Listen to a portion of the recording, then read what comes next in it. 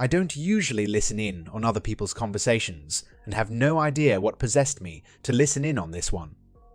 It was Sunday afternoon, and I was in the basement working on the hot water heater when I heard the phone ring. I didn't know what my wife, Janet, was doing at the time, and since the basement phone was closed, I picked it up. Before I could say anything, I heard my wife on the upstairs extension. "Gary, you shouldn't have called here. What if John had answered the phone?" I would have just told him it was work-related. Don't be such a worrywart. I just wanted to let you know that everything is set up for tomorrow. We will be at the Desca Motel in room 117. Get there at about 1 p.m. sharp. I'll have a bottle of wine chilling and some fresh strawberries. Don't forget to wear that black silk underwear you said you had. "Okay, just so nobody sees us leave work or come back together," Janet replied. "You sound a little nervous. Are you having second thoughts about this?" No. Everything is okay. It's just that I am a little scared. I never did anything like this before, and it is only natural that I should be worried. I am not going to change my mind. Everything will be fine, I promise. Okay, but if John ever found out about this, I would kill myself. I got to go before he overhears something. See you tomorrow at 1 p.m. sharp. Bye. I hung up the phone just as they did and sat there for about 10 minutes, running the whole conversation over and over in my head. Why the hell did I have to pick up that damn phone? Janet and I had grown up together. We were married a year after we graduated from high school. She was the only girl I ever had sex with, and I assumed I was the only one she ever had sex with. She was still good looking and still had a nice figure. We had one son, Terry, who was a senior in high school. We didn't have many friends, and our whole life was spent with each other. I thought everything was fine between us, but apparently I was mistaken. I decided I didn't need to drain the hot water heater after all. There was some beer in the basement refrigerator. That helped to ease my pain. I figured I had 3 options. I could confront her straight on and cause a big emotional scene. I didn't like that one. Second, I could drop a few hints or clues or make some remarks that would lead her to believe I was suspicious. That was a little more attractive to me than the first option, but I figured that it would just delay things to a later date when I might not be aware of it happening. The third option was to just let her go through with it. I liked that last one with a slight modification. I decided to let everything happen as planned, but at the last minute I would give her an out. If she took it, fine. If not, I would have to attack. There were also 3 ways she could go. Maybe, if I were lucky, she would just change her mind and back out. The second would be to take advantage of the last chance I would give her. The last option she had was to go through with it. As much as I hated to admit it, that seemed like the most likely to happen. Okay, now that I sorted that out, I was ready to plan my attack. It was looking as if I could make a game out of it, and the more I thought about it, the more excited I became. After supper, I would start some serious plotting.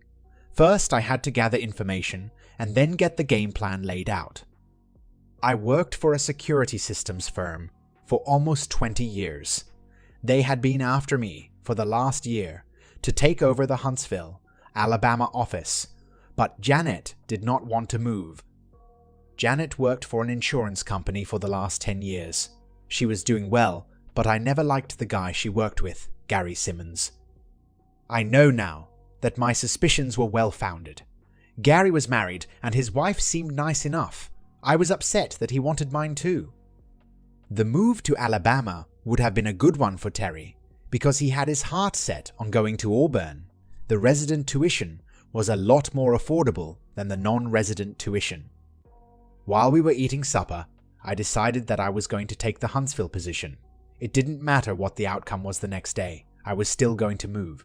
I would be able to file a declaration of domicile when I got there, and there would be enough time so Terry would be able to pay resident tuition when he started school. I didn't feel it was necessary to say anything to Janet at this point, but decided to mention something to Terry after supper. I would give notice at work the next morning and could be on my way as soon as I got packed. Having that settled in my mind made the rest of the plans easier. Terry and I got along fine, and when I explained that I was going to go down to Alabama ahead of the rest of the family, he thought it was a good idea. He agreed not to mention it to his mother. I did not say anything to him about his mother's plans for the next day. I still hadn't figured out exactly what I was going to do, but I was sure everything would come together before the night was over. I told Janet I had to go to Home Depot for some stuff and took off. The first purchase was a throwaway cell phone with a 60-minute calling card. I was going to be making lots of calls, and some of them I didn't want traced. I stopped by my favorite watering hole to see if I could get some help from old school friends who were less than respectable. It cost me $400 to buy 2 big bags of crappy grass. My old school chum Benny told me I was taking a big chance buying that much because I could be charged with dealing. I told him that was exactly what I was counting on. I borrowed a car door from Jimmy Rod before leaving. One of the guys in the bar that I didn't really know was Wolf Fraser. He was a mean son of a bitch, and everybody stayed away from him if they could help it. He drove a Corvette, and I noticed it in the parking lot as I went out. I got a screwdriver from my car, and in less than a minute I had Wolfie's license plate. I knew where he worked, so I could call him in the morning. Next came a trip to the Desker Motel. I stopped in the lobby, looked over the rack of tourist attractions and restaurants, and took what I needed. The clerk gave me some info about the motel, including a map and the phone numbers for housekeeping and room service. Time to go home. Janet was watching TV when I got there. I told her I had some work to do in the office, and she said she was going to shower and go to bed early because she had a big day tomorrow. While Janet was in the shower, I opened her briefcase and took out her planner and telephone notebook. I spent the next half hour writing down names and phone numbers. Then came the tedious part. I had to enter all the phone numbers in the speed dial on the throwaway phone, and on my own phone. I had a few more numbers to look up in the telephone book before I was done.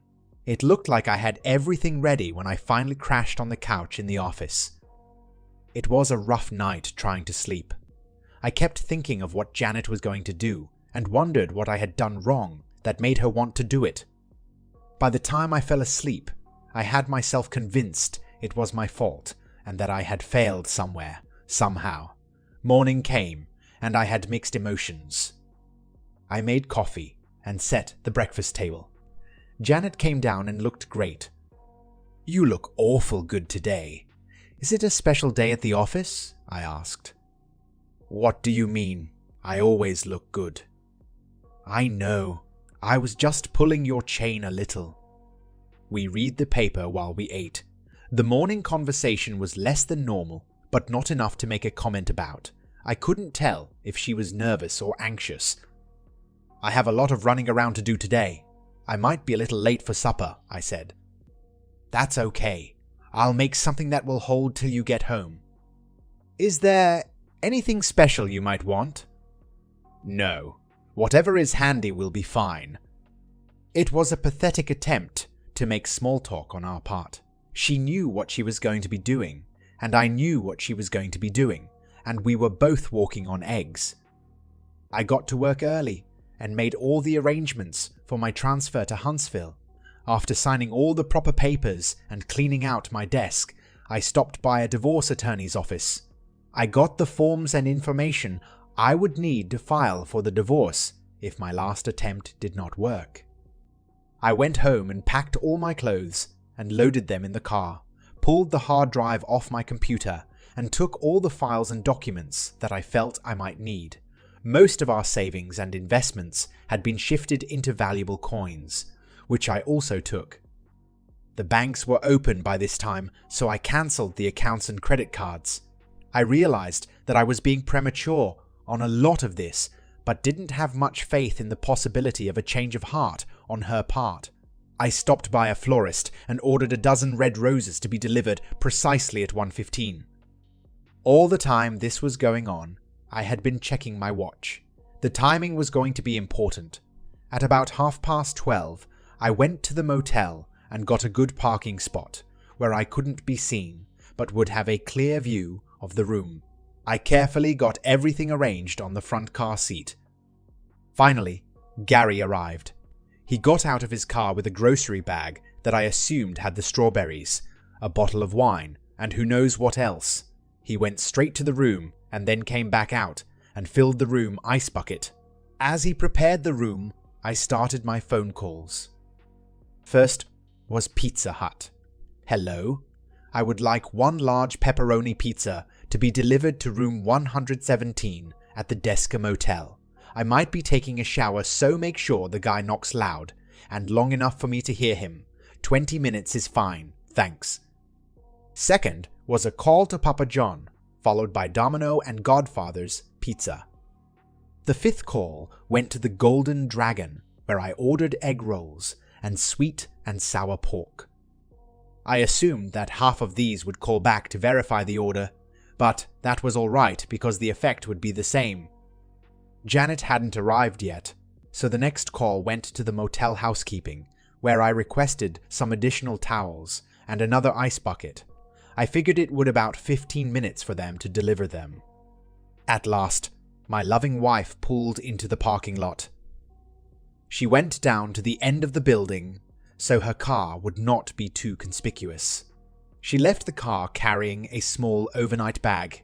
When she got about 20 feet from the door, I called her on my speed dial. "Hi honey, it's just me." "John, is something wrong? You don't usually call me at work in the middle of the day."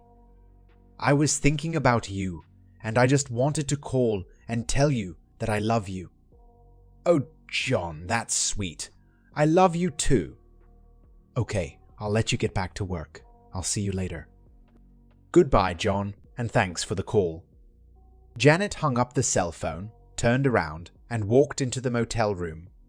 That was her last chance, and she made her decision. A tear swelled up in my eye as I resumed my telephone blitz.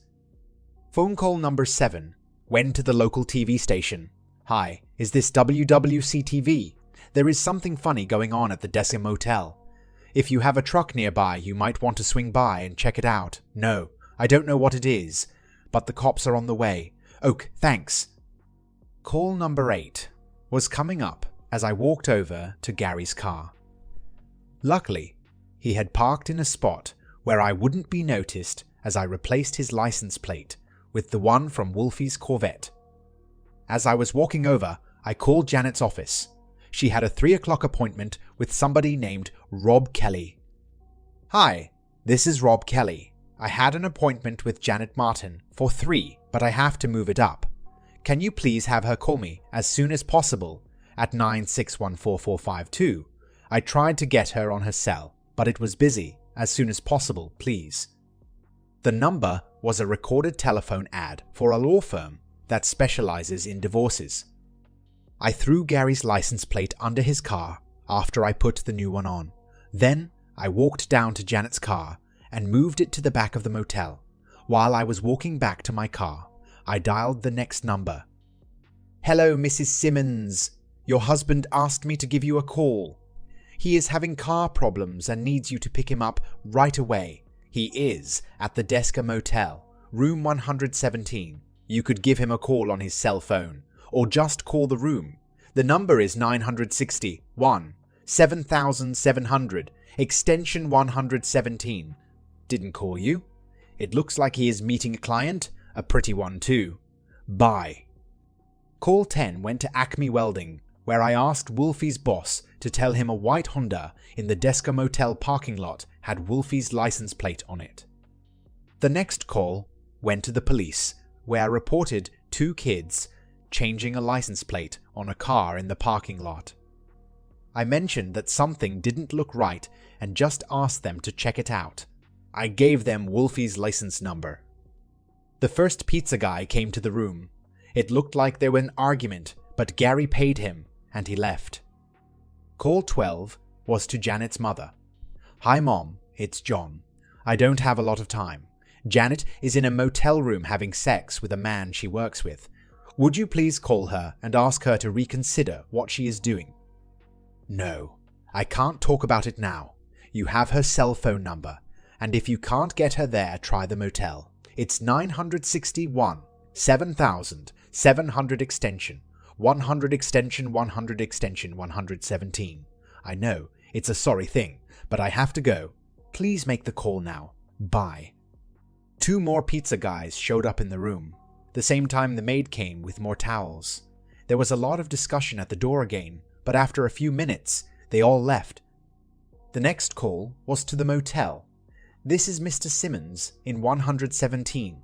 My bathroom sink is leaking at the bottom of the faucet, and the water on the floor is starting to get on the rug. Can you send someone over right away? Thank you. A big Harley roared into the parking lot, cruising and slowing down the line of cars. Wolfie stopped right behind Gary's car, but before he could do anything, a black and white pulled up.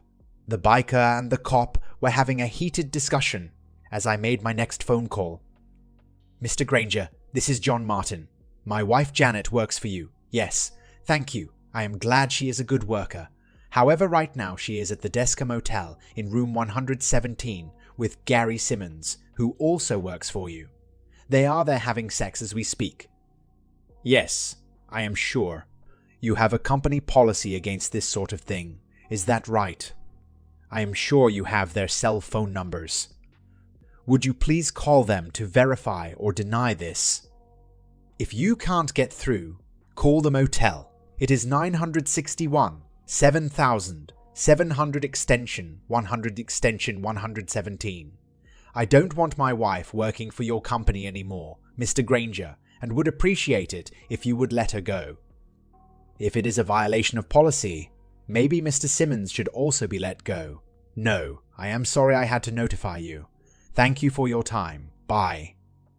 There was an Oriental restaurant delivery man at the door to the motel.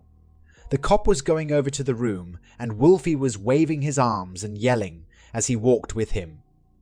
Call number 15 went to Janet's sister. Hello, Nancy. This is John. How are you? Hey, I am having a little problem right now. Janet is in a motel room, having sex with a guy she works with, and I am on my way home to get my Ruger. I am going to go back and shoot them both, but I don't want the police or reporters to find Janet with no clothes on. Could you please call Janet and tell her to get dressed before I get back there? I really would appreciate it. She is at the Desca Motel room 117. If you can't get her on her cell, call the room. By the way, I moved her car to the back of the motel. She might not be able to drive. You know, maybe you should just drive over there and pick her up. If you get there before I do, you might want to drive her home. No, sorry, I can't talk now. Thanks for your help. Call as soon as you can, okay? The action at the door of the motel was hot and heavy. The maintenance guy just showed up to fix the sink. The delivery guy was trying to get paid while Wolfie and the cop were talking to Gary. The florist was at the door trying to deliver the roses, but wasn't having much luck. It was time for me to leave. My work here was done. I passed the TV crew as I was leaving. I still had 2 bags of grass in the car that I didn't know what to do with. I was going to plant them in Gary's car, but had second thoughts about it. I tossed the cell phone and the grass in the river on the way home. I stopped by the house just long enough to say goodbye to Terry.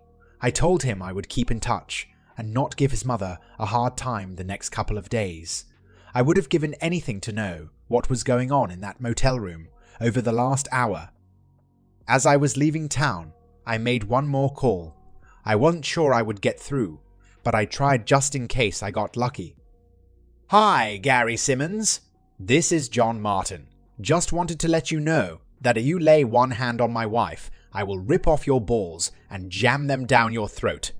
Do you understand? There was a weak answer at the other end. Yes, I understand. I hung up the phone and hit the interstate. About 8 hours later, my cell rang. Caller ID showed it was Janet.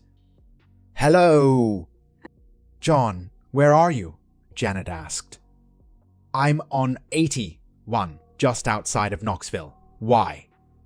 John, what is going on? We have to talk. We don't have anything to talk about, Janet.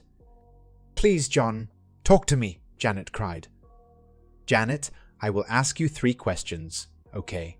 Give me straight answers to all 3, and then we can talk.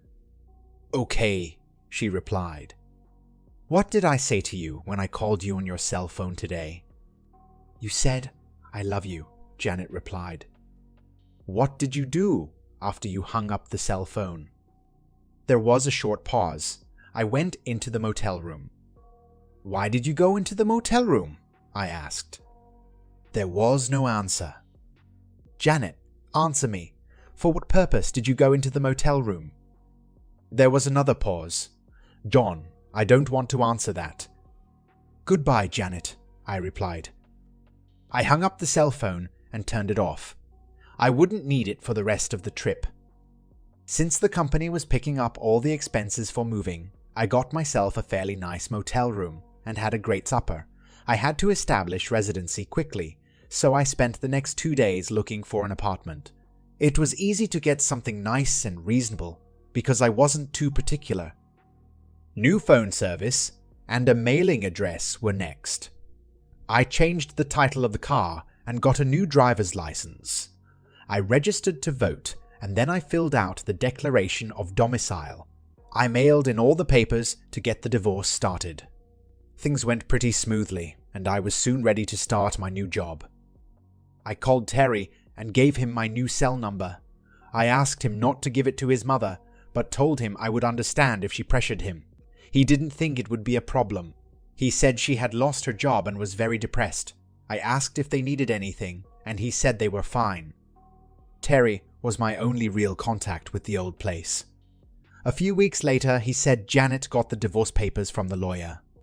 She just signed them and sent them back the same day. He didn't think she even read them. She stopped wearing makeup and started to sell off a lot of her clothes and jewelry. She would have a yard sale every other week and was selling anything that wasn't nailed down. I had given the lawyer a power of attorney so that she could sell the house whenever she wanted to. I didn't want anything from the sale. She took a job at a bakery that was close to the house. Just before Terry finished high school, Janet put the house on the market. She had priced it so low that it sold almost immediately. The sale was conditional on her and Terry staying in the house till Terry graduated. The buyers readily agreed. Janet found an apartment within walking distance of the bakery and gave Terry the car to take with him to college. It was a small second-floor flat, and any furniture that she didn't need she left with the house. Terry helped her move and then left for Auburn. By this time, she had gotten rid of almost everything that was in the old house. Terry said the apartment was like a monk's room in a monastery. While his mother had never denied him anything, she was depriving herself of everything. I could tell he was worried about her. 4 years passed quickly. It was a 4 hours drive to Auburn from my place, and I didn't get to see much of my son. He was busy with school and his friends, and I was spending way much time with my work. Janet had the title company send me a check after the sale of the house. It was for the entire amount. She kept nothing. I cashed it and put it in a folder I set aside for her. I bought a small house and spent most of my time doing fix-up and improvement type things. I didn't date or see anyone socially. I just wasn't interested. I longed for companionship, but was not interested in getting close to anyone. Graduation day came, and I drove down to watch my son get his diploma. We had assigned seats for the ceremony, and Janet had the one next to me. I was glad to see her, even after the way we separated. She looked good, but tired. She was a little older, and the lack of makeup and grooming made her seem a little sad. We smiled at each other and said hello. They were just starting to hand out the sheepskins, so there wasn't any time for small talk. I don't think either one of us knew what to say anyhow. It was all over too soon. The awkwardness of the moment was interrupted when Terry came over to see us. He was excited about getting his degree and was talking a mile a minute. It was great watching him enjoy his moment of glory. A few of his friends came over and introduced themselves, and then the whole bunch of them took off for Gulf Shores to celebrate. Janet and I were left with each other. "How did you get here?" I was trying to break the ice. "Bus. I have a round-trip ticket and have to get back to the station by 6. Can you give me a lift?" "No problem. How soon do you have to be back?" "I took a week off, but I can't stay here. I guess I will go back tonight and spend the rest of the week painting my apartment." "Sounds like fun." "What's my alternative?" she laughed.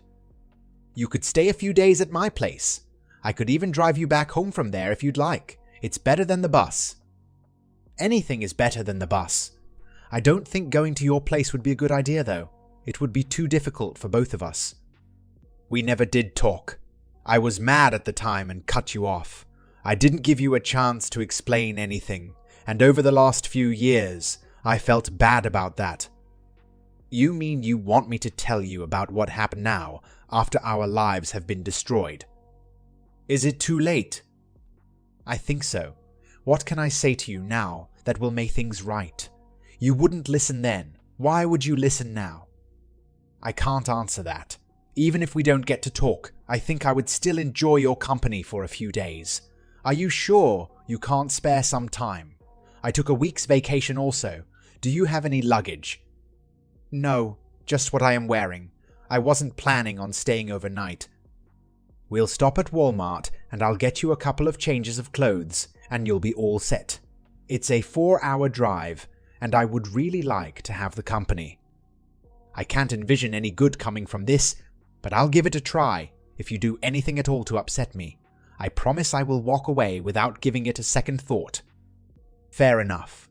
My car is over this way." For the first few miles, we didn't say anything. We got off near Birmingham, and I got her some underwear, slacks, and a few tops. I also talked her into a pair of sneakers, but she refused to buy any makeup. I didn't push it, just hinted. A little further up the road we had supper at a Cracker Barrel. We were moving along up I-65 at a good clip when she opened up. "To have sex." I looked over at her. What to have sex? "The answer to your last question was to have sex.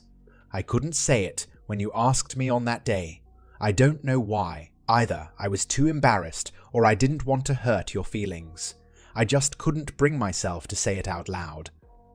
After you hung up, I realized that you already knew, and it was stupid of me to deny it. I tried to call you back, but you turned your cell phone off. I knew then that my life had ended." "You broke my heart," I replied. "I know, and I don't know how to make it right. I have laid awake so many nights trying to figure out how to make up for it, and can't come up with a thing. After a few years, I decided that there was nothing that I could do to make things better." I couldn't think of anything to say. She seemed doing fine on her own. "If you knew what was going on, why didn't you stop it?" "I couldn't stop it. Only you could do that." "You could have said something." "No. If you had known that I knew, you would have not done it for the wrong reasons. Knowing that you were caught or might be caught was not a good reason for you to not go through with it. You had to stop it because you knew it was wrong, not because you were going to get caught. Am I making sense here?" "Yes, you are, but I still wish you would have said something." "I did. The last phone call." "You mean the one where you said you loved me?" "That's right. I felt that I gave you the opportunity to stop before you got started. I gave you the chance to make the decision. It was a test, and I failed it. I was so stupid." "I won't debate that." "Did you love him?" I asked. "Gary? Heavens no. Gary loved his wife as much as I loved you. We were just friends." "I don't understand. Was it lust or what?" "Gosh, no. It was nothing like that at all. It was more platonic than anything else. Gary and I were just friends. We had no desires whatsoever of making our relationship anything more than that." "Well, how the hell did the two of you end up going to a motel to have sex?" I asked. It's a long story. We still have an hour till we get to Huntsville. Gary and I worked together for almost a year. We talked about a lot of different things over time. One of the things that came up was sex. During our conversation, it came to light that neither one of us had ever had sex with anyone other than our spouses. We weren't complaining about having sex with our spouses because both of us were happy with things as they were, but we did become curious. The more we talked about it, the more comfortable we became with it. I don't know which one of us brought it up, but we finally started discussing the probability of having sex with each other just to see what it would be like. No strings attached, and it would be a one-time deal. It was more like two adults playing doctor, or maybe like, I'll show you mine if you show me yours. I know it sounds ridiculous, but that is how it all came about. Did you ever think what the downside of this might be? Never occurred to either of us. We had gotten to the point where doing it was going to be just about like going to the movies together. I don't know about Gary, but I didn't think you would ever find out about it, so you wouldn't be hurt. I was wrong. I am so sorry. How did Gary's wife take it? She was going to divorce him. I went to see her and explained everything to her, just like I did to you. She didn't go through with the divorce, but I don't think their marriage was ever the same again. Gary was fired when I was, but he protested it. It went to an arbitration board. He claimed he didn't violate company policy because we never had sex. The board didn't buy it. They moved to Baltimore and I never saw them again. I was glad when we arrived at the house. The conversation we had was long overdue and it was a little stressful. Some of it was hard for me to hear. I put Janet in my bedroom and I took the guest room. After making sure that she had everything she needed, I said goodnight. Tomorrow there will be more conversation. I hoped it would be more pleasant than the talk we had today. The next morning she had breakfast waiting for me. The first time in a long time that I didn't have to get my own. So tell me about the sex with Gary, I asked. You son of a bitch. You know there was no sex and you also know why. I guess I ruined a romantic afternoon for you. Get real. You know the situation, and even though he brought wine and strawberries, it was not a romantic get-together. Don't make it worse than it was. Well, did you guys do anything? Oh yeah, we answered a dozen telephone calls and we answered another dozen knocks on the door. Some nasty bastard had everybody and their brother either calling us or knocking on the door. The closest we got to sex was when I took my shoes off. You didn't have a good time? I asked. It was the most miserable half hour I ever spent in my whole life.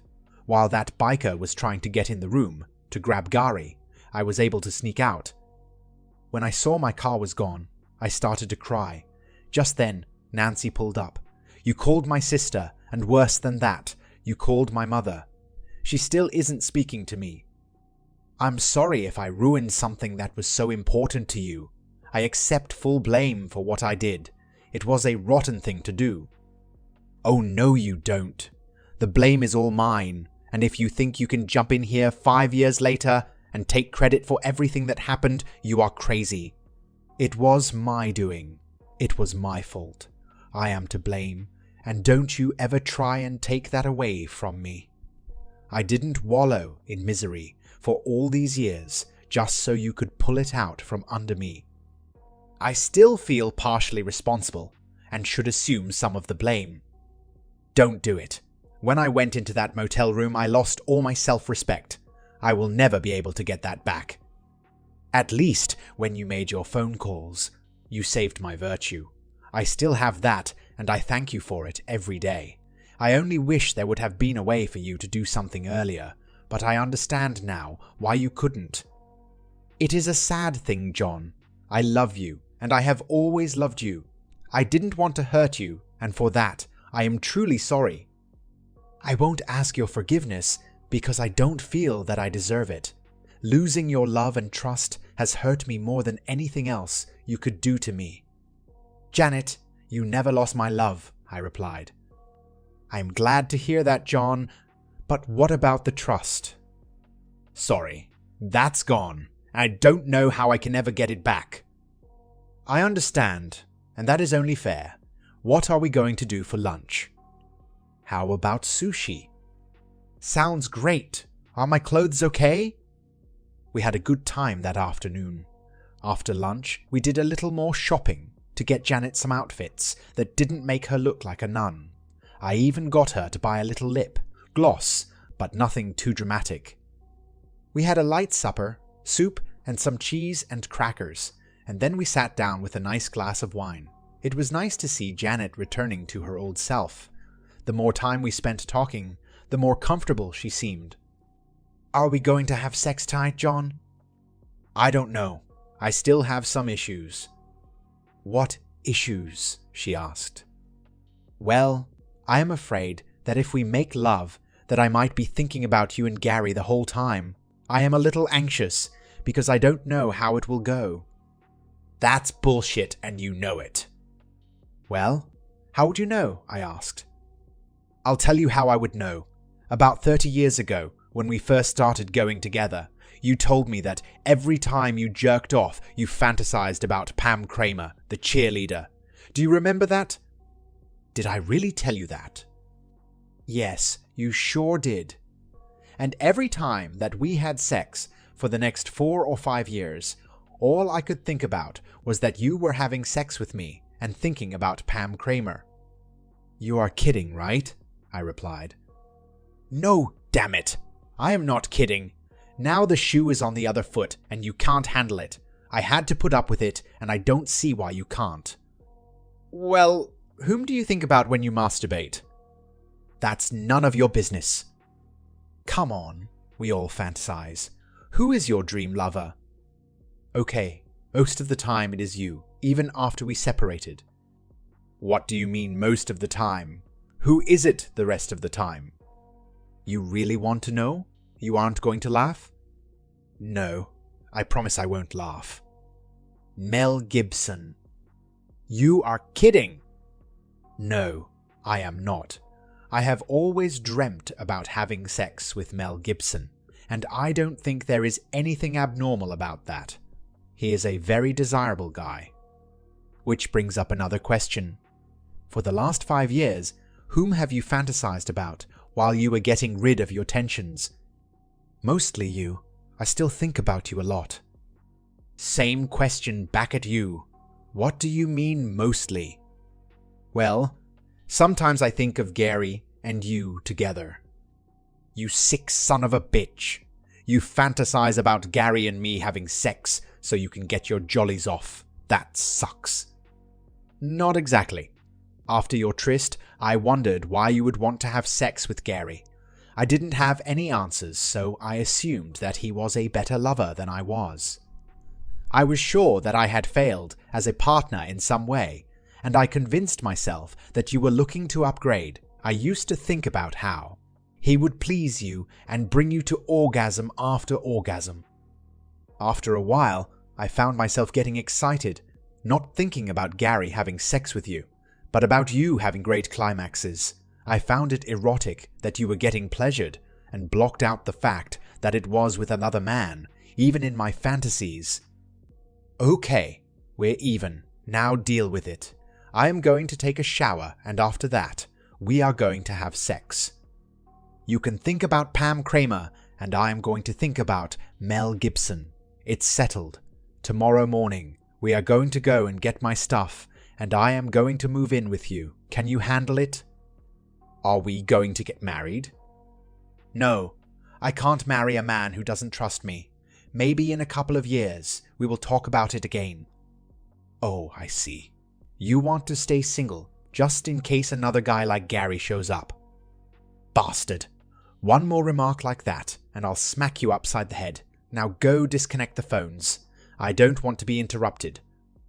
It only took about an hour to load her stuff in the car. Terry was right. She really did get rid of almost everything.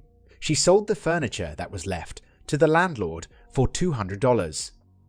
As I finished loading the car, she went over to the bakery and told them she was leaving.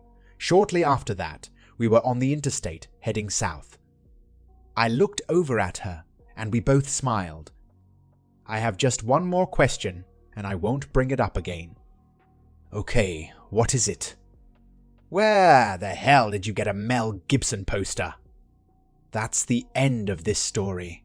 If you found it engaging, please give it a thumbs up and don't forget to subscribe for more content like this.